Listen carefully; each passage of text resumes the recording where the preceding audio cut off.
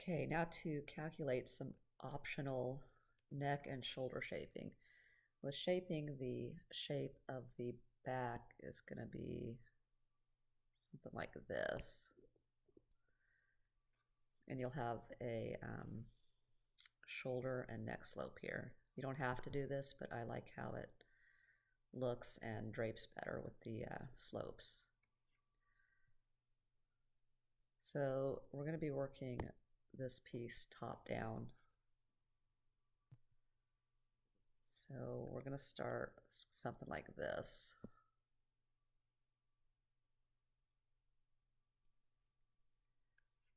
And when we'll do the cast on first,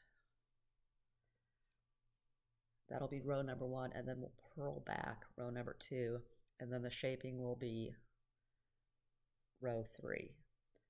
When we do the shaping, we're going to do some short rows in these triangle areas.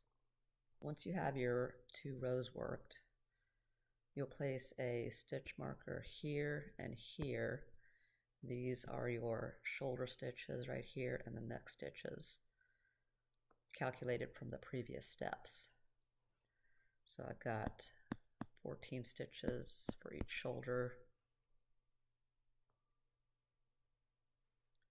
and 24 stitches for the neck. So the way we get these slopes are by doing short rows and wrapping and turning. And this will make more sense in the next video. Let's call this marker X and this one Y.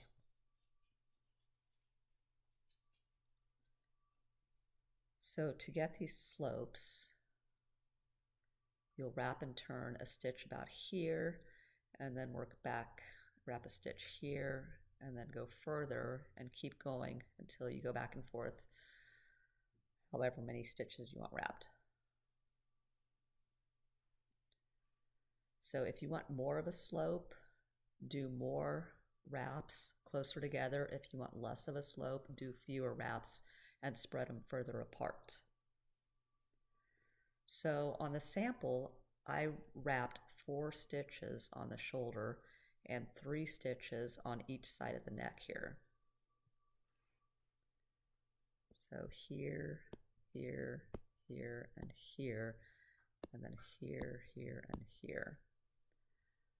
And I'm going to mark these A, B, C, D, E, F, G.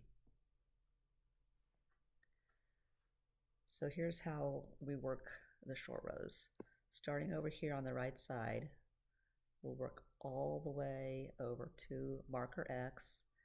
And what I did on my shoulder slopes is I wrapped every 3rd stitch. So I knit 2 stitches, and I wrapped and turned, and then I worked back to B. And on the next side, I also worked 2 stitches and did a wrap and turn. And then I worked back to C. I worked 5 stitches here and did a wrap and turn. I worked back to D. I did 5 stitches and a wrap and turn. I worked back to E, where I worked 8 stitches and then wrapped and turned. Back to F, and since I wanted kind of less of a slope on the neck, I worked 9 stitches and then did a wrap and turn. And then I worked back to G, worked 11 stitches and did a wrap and turn. And so once I have all my wraps on this side, I worked all the way back to marker Y and did the same thing over here.